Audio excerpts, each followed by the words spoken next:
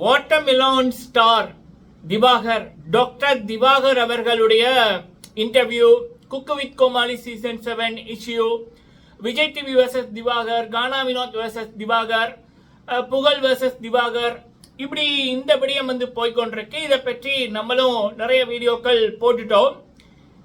Vichitra ma'am அவர்கள் Bigg Boss Tamil season 7ஓட Vichitra ma'am அவர்களுடைய ஒரு வீடியோ ஒன்று பார்த்தேன். அப்போ அந்த வீடியோ பார்த்து முடிக்கக்குள்ள நீ எல்லாம் ஒரு மனுஷனாடா அப்படின்னு என்ன நம்மளே ஒரு நிமிஷம் கேட்க வைக்கிற மாதிரி வச்சுட்டு, என்ன மட்டுமில்ல பல பேருக்கு அது தோணி இருக்கலாம். அந்த அளவுக்கு அவங்க ஒன்று சொன்னாங்க. அப்ப நம்ம இந்த ஒரு இதுல நம்ம குழம்பிட்டோம்.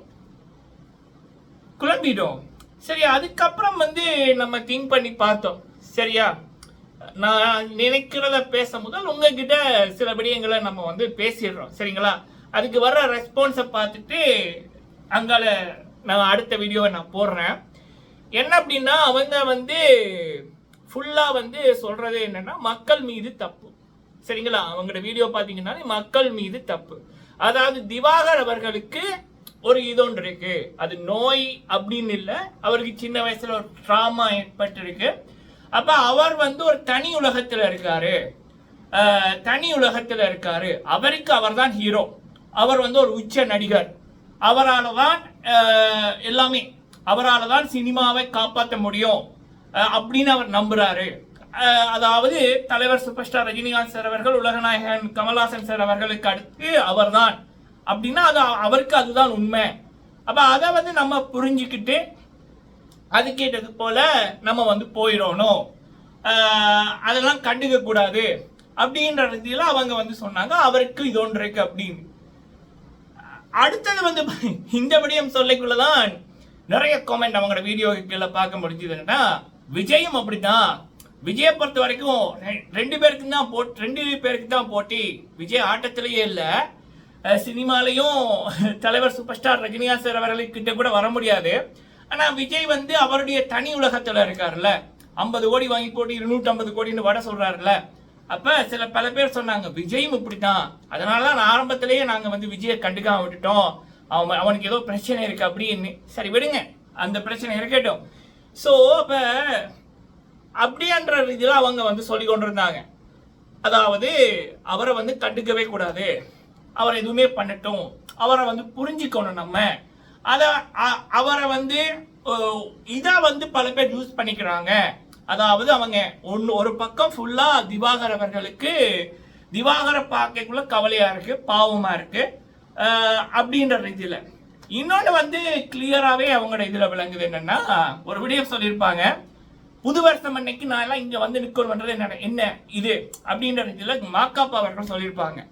அதாவது அவங்க மாக்காப்பா, புகழ், கானா வினோத், அவங்க 3 பேருக்கும் ஒரு நெகட்டிவிட்டியா தான் சொல்லியிருந்தாங்க. சரிங்களா, சுருக்கமா சொல்லணும்னா அவங்க திவாகர் அவர்களுக்கு support, Vijay TV, cook with Comali show, Pugazh, Makapa, கானா வினோத் மற்றும் மக்கள் எல்லாருக்குமே அவங்க ஒரு எதிர்ப்பு தான். அதாவது திவாகரை டொரல் பண்ற, திவாகரை ஏசுற மக்கள் எல்லாருக்குமே, நம்ம மாதிரியான ஆட்கள் எல்லாரையும் சேர்த்துட்டா. சரிங்களா, சரி. அப்ப இதை பார்த்தோன்னே நமக்கு அவங்களோட வீடியோ பார்த்துட்டு போய்க்குள்ளே நம்மளோட அந்த வீக்காரன் இருக்குல்ல, அப்படியே வீக் ஆயிட்டுது. வீக் ஆகி போட்டு வீடியோ முடியக்குள்ள பிளாங்க்.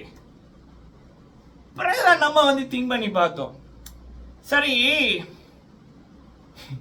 இது எப்படி சொல்றேன்னு எனக்கு தெரியல, பட் அவங்க அவ்வளவு சொன்னோன்னே நம்மளும் இதை சொல்லித்தான் ஆகணும். சரிங்களா, அது அவங்களோட கமெண்ட் இதுலயே இருக்குது.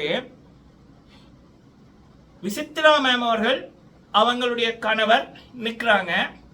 அப்ப திவாகர் வாராரு. திவாகர் சில தோளுக்கு மேல கைய போட்டுட்டு இதே மாதிரி சொல்றாரு, இவ்வளவு நாள் வார்த்தை வருதில்லை மக்களே, அதான் உங்களுக்கு தெரிஞ்சிருக்கும். சரி, இவ்வளவு நாள் அவர் கூட இருந்துட்டா ஒரு நாள் இங்க அப்படின்னு சொன்னா விசித்ரா மேம் என்ன பண்ணுவாங்க, விசித்ரா மேம் அவர்களுடைய கணவர் என்ன பண்ணுவாங்க அப்படின்றத விசித்ரா மேம் அவர்கள் அதுக்கு ஒரு வீடியோ போட்டு சொன்னாங்கன்னா நல்லா இருக்கும். ஏன் அப்படின்னா என்ன வீக் ஆகிட்டு சரியா, ஒரு அதாவது அவங்க சொன்ன விதம் என்ன அப்படின்னா, நம்ம ஒரு பாவிகள், நம்ம எல்லாம் பாவிகள் அப்படின்னு அவங்க வீடியோ பார்த்தீங்கன்னா அப்படிதான் நமக்கு தோணும். ஒரு செகண்ட் அப்படியே நமக்கு வீக் ஆயிட்டு, அப்படியே வீக் ஆயிட்டு, அவ்வளோ பெரிய பாவிகளா நம்ம அப்படின்ற மாதிரி. அப்ப எனக்கு நான் இந்த கேள்வியை நான் கேட்குறேன். ஸோ இப்போ விசித்ரா மேம் அவர்கள் அவங்க கணவர் இருக்கக்குள்ள திவாகர் இப்படி பண்ணிக்குள்ள விசித்ரா மேமோட ரியாக்ஷன் எப்படி இருக்கும், அவங்களுடைய கணவரோட ரியாக்ஷன் எப்படி இருக்கும், அது வந்து தெரியணும் சரிங்களா. அடுத்த வீடியோலாம் அவங்க இதை சொன்னாங்கன்னா நல்லா இருக்கும். ஏன்னா எல்லாருமே அவங்கள போல திங்க் பண்ண மாட்டாங்கல்ல, திங்க் பண்ண முடியாது இல்ல. இப்ப நீ ஒரு குப்பை, நீ ஒரு கூவம், நீ வந்து அதை அடிக்கிற, நீ வந்து இதை பண்ற, ஒருத்தன் அப்படி பண்ணாதத அப்படி பண்ணன்னு சொன்னா அவனுக்கு எப்படி கோவம் வரும், எப்படி வலிக்கும்? இல்ல நீ ஒரு குப்பை கூவம் அப்படின்னா அவனுக்கு எப்படி இருக்கும், இல்ல கேட்டுக்கொண்டிருக்கவங்களுக்கு எப்படி இருக்கும்? அப்ப அதுக்கெல்லாம் நம்ம ஆமா ஆமா ஆமா ஆமா ஆமா ஆமா ஆமா ஆமா இப்ப பாக்குறவன் என்ன நினைப்பா நம்மளை பத்தி? இதுக்கும் அவங்க பதில் சொல்லிட்டாங்கன்னா நல்லா இருக்கும் சரிங்களா. அப்பா இப்படி குழம்புனது இல்லை மக்களே சத்தியமா. அந்த வீடியோ பார்க்கக்குள்ள நீங்க பாருங்க, பார்த்துட்டு வாங்க, பார்க்கக்குள்ள நீங்க நோட் பண்ணி வச்சுக்கொள்ளுங்க. உங்களுடைய அதை பார்க்க முதல் உங்களுடைய வீடியோ எப்படி மைண்ட் செட் எப்படி இருந்தது, அதை பார்த்து கொண்டிருக்கக்குள்ள எப்படி மாறுறீங்க, முடிச்சதுக்கு அப்புறம் என்ன ஃபீல் பண்றீங்க அப்படி சரிங்களா. நீங்க எல்லாம் பாவிகள் அப்படின்ற மாதிரி ஃபீல் பண்ணுவீங்க, அந்த அளவுக்கு அவங்க சொல்லியிருந்தாங்க. அதனால எனக்கு இந்த 2 விடயத்துக்கும் எனக்கு பதில் வேணும். ஓகே, அடுத்தது வந்து விஜய் பார்வதி அவர்கள், அதாவது விசித்ரா அவர்களே திவாகர் அவர்களை இப்படி புரிஞ்சு கொண்டிருக்காங்க அப்படின்னா, விஜய் பார்வதி அவர்கள் கண்டிப்பா திவாகருக்காக குரல் கொடுத்துருக்கணும், குரல் கொடுத்தாங்க அப்படின்னு நிறைய இடத்துல பார்க்க முடியுது. எனக்கு தெரிஞ்ச வரைக்கும் விஜய் பார்வதி மேம் அவர்கள் இதுல எந்த இடத்துலையுமே பேச இல்லை இப்ப வரைக்கும். தனிப்பட்ட ரீதியில் கால் பண்ணி பேசியிருப்பாங்க அப்படின்னு நான் நினைக்கிறேன் சரிங்களா. ஸோ ஓகே, இது ஒன்று. அடுத்தது நான் கேட்க வேண்டிய முக்கியமான ஒரு கேள்வி என்னன்னா, பிக் பாஸ்லயே திவாகர் அவர்கள் திவ்யா அவர்கள் அவங்க திவாகர அண்ணா அப்படின்னு சொல்லுவாங்க, பல தடவை அண்ணா அண்ணான்னு தான் சொல்லுவாங்க. ஒரு இப்ப எங்களுக்கு நானும் சரி, நான் பலரை யாரா இருந்தாலும் சரி, நல்லவங்களோட தான் நம்ம ஒரு வட்டாரம் வச்சுக்குவோம். ஒரு பொண்ணு அண்ணான்னாலோ இல்ல அந்த ஒரு ஃபீலிங்ல விருப்பம் இல்லை அப்படின்னாலோ நல்ல மனுஷன் திரும்பி கூட பார்க்க மாட்டான். அது அண்ணாண்டிட்டான் அப்படின்னா தங்கச்சி தான் சரியா. ஆனா திவாகரை பொறுத்த வரைக்கும் திவ்யா மேம் அவர்கள் அண்ணாண்டு பல தடவை சொல்லியிருப்பாங்க. அதுக்கப்புறமும் திவாகர் அவங்களோட கையை பிடிச்சி இப்படி எல்லாம் பண்ணுவாரு. ஏன் விஜய் பார்வதி மேம் அவர்கள் கூட அண்ணா அப்படின்னு இருப்பாங்க. அதுக்கப்புறமும் இவர் வந்து ஃபர்ஸ்ட் வேற மாதிரி எல்லாம் சொல்வாரு, திவ்யாவை பார்த்தோன்னா அப்படியே மாறிடுவாரு. அப்ப அந்த டைம்ல எல்லாம் இப்ப திவாகர் கையை பிடிச்சி திவ்யா மேமுக்கு இப்படி பண்ணிக்குள்ள எல்லாம் திவ்யா மேம் என்ன பண்ணணும், திவாகர் அப்படி பண்ணணுமா?